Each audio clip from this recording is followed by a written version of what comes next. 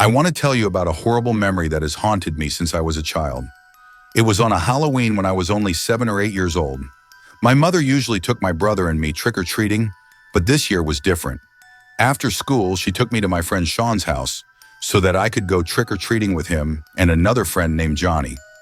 Sean and Johnny were a year older than me, and we met when I played with my brother around the neighborhood. Sean lived around the corner in a house that always had a strange atmosphere. Sean lived with his older sister, who was a generation older than him, about 20 years old. His sister seemed to be the main caregiver in the house, since his mother was often away and his father was never around. Every time I went to Sean's house, I always felt suffocated by the smell of cats and the cold feeling that Sean's sister brought. She hardly ever talked to me, only focused on the boyfriends she invited over. That night, my mom left me at Sean's house, and I found out that we were going trick-or-treating without an adult. I was a little nervous, but the excitement of being free took over. At first, things went pretty well. We went from house to house, knocking on doors to get candy, and Johnny quickly made up a lie about his mom being nearby to appease the nosy neighbors. After about 2 hours, we went back to Sean's house to rest. Sean heated up some frozen pizzas, and we ate to our heart's content while watching Halloween shows on Nickelodeon. Johnny was picked up by his mom later, but Sean and I wanted to keep going. It was getting dark, the neighborhood was quieter, and there weren't many kids trick-or-treating. We decided to head farther out, somewhere we hadn't been before. As we knocked on a door, I noticed a man pushing a cart behind us. The cart was covered, and he was moving very slowly. At first, I thought he was just a dad taking his kids for a walk, but an uneasy feeling began to set in as he followed us. He struck up a conversation, asked how we were getting our candy, and then offered to give us the leftover candy from his house. Sean was eager, but I sensed something was wrong. He said his house was only a few doors down, and we were foolish enough to follow. His house was on a dark, quiet street. He opened the door, pushed the cart inside, and invited us inside. I felt something was wrong, so I asked if I could leave the door open. He paused for a second, then agreed. As he disappeared inside to get the candy, Sean curiously approached the cart. He pulled the cover off and immediately paled. He whispered to me, "We have to go." We ran outside, but the heavy bags of candy made it difficult for me to keep up with Sean. As we were leaving the yard, a neighbor woman came running up and asked if we knew the man. Sean immediately told us that the stroller had no baby in it, just a mannequin wrapped in a blanket.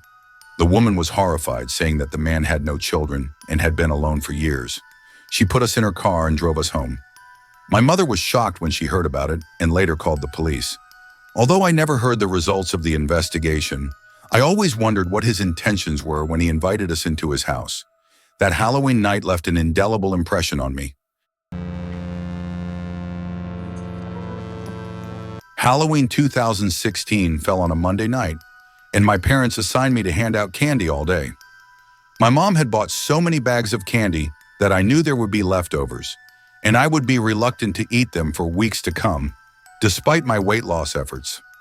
I always blame my mom for buying too much candy, especially since we lived in a cul-de-sac where kids rarely came knocking on our door. Still, a small group of loyal guests came to our house every year, knowing they would get a lot of candy. I woke up early that day, went to the gym, and spent most of the afternoon doing homework. Around 4 p.m., the sounds of laughter outside began to ring out, signaling that the kids were out trick-or-treating. I guess the first group of people knocked on the door around 4:30. Vito, my little rat terrier, barked every time the doorbell rang, adding to the excitement in the house. The afternoon passed quite peacefully. By 8 p.m., the number of children had thinned out since it was the first day of the week, so families weren't out late. I ended the day with about 15 little visitors. After finishing some homework, I had a light dinner of my mother's stew and went upstairs to watch Game of Thrones. At around 9:30 p.m., while I was watching a movie, the doorbell rang. I was surprised because there were definitely no children out trick-or-treating at this hour. Vito started barking loudly again. I paused the movie and went downstairs to open the door. Through the glass door, I saw a tall man dressed as a clown, with a mask so terrifying that it made me shiver. In his hand was an empty brown paper bag. I didn't open the door, just shouted through the door, "We're out of candy," and quickly closed the door. I stood still for a moment near the door, listening to see if he had left, but I didn't hear any footsteps. A few seconds later, the doorbell rang again. A feeling of unease began to take over me. I decided to turn off all the lights downstairs, took Vado upstairs, and closed the door. I texted the family group to tell them about it, but no one answered. Then things got worse. I heard a rattling sound like someone was trying to open the door. Then there was a loud crack. I ran downstairs to check and found that the glass door had been opened, and a loud banging sound was coming from the front door. Panicking, I ran back upstairs and locked the door. Just as I was about to calm down, I heard a noise coming from the window. My room was on the second floor, so I didn't think anyone could be out there. But when I pulled the curtains open, I froze. The clown-suited man was standing right outside the window, his terrifying mask pressed against the glass. He tilted his head, the empty eyes of the mask staring right at me. I screamed in terror, my hands shaking as I dialed 911. While waiting for the police to arrive, I didn't dare leave the room, trying to keep Vado quiet. After about 10 minutes, the police arrived and searched the house. They discovered that the man had gone into the shed outside to get my dad's ladder and climbed up to my window. They didn't find him, but the thought of him standing right outside my window kept me up at night for weeks.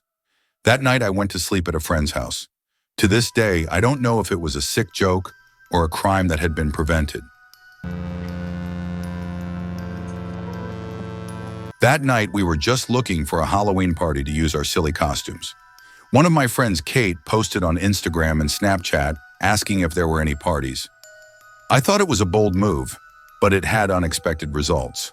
A male friend texted us information about a party, the address, time, and a few rules like no backyard and bringing your own drinks.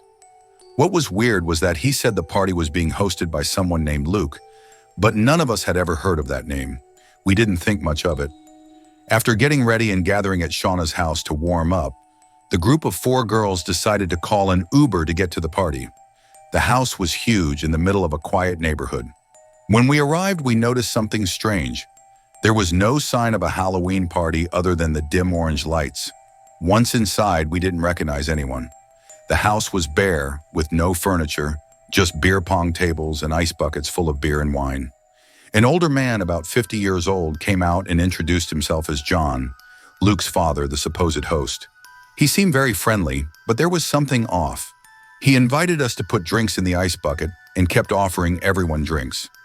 I began to feel a little suspicious of his presence, but I didn't say anything because I wanted to keep the atmosphere comfortable. While playing beer pong, John suddenly called out to Kate and me, offering us more drinks. The glasses of red wine were mixed and brought to the place. We took a sip, but I began to feel that the wine tasted wrong. Soon I started to feel dizzy and couldn't concentrate. Everything was blurry, and I couldn't remember what had happened. When I woke up, I found myself in my car, in front of my house. One of our male friends had taken me inside. I couldn't understand what had just happened. When I opened my phone, I saw messages from an unknown number. At first, the person identified himself as John and kept texting me, asking where I was, even saying that he was standing in front of my house at 2 a.m. The most terrifying thing was that I couldn't remember when I gave him my phone number. When I told my friends, they reminded me that John had followed me to the party and that he had apparently put something in my drink. A feeling of dread rose as we realized that no one had ever seen Luke, and that there was a possibility that Luke didn't even exist. After some deliberation, the group decided to go to the police station. There we learned that the house was actually an abandoned house, and the neighbors had called the police because of the noise. The police suspected that this man named John had taken advantage of the party to approach and harm young girls. The scary thing was that his phone number was not a real number, but a fake number to hide his identity. Despite reporting it, we never heard anything from the police again. To this day, I still wonder if that man is still out there, planning the next horrible party. That party was a horrifying reminder that not all invitations are trustworthy. Always be careful, especially when entering unfamiliar places. If you have experienced a similar story, please share it with me in the comments section below.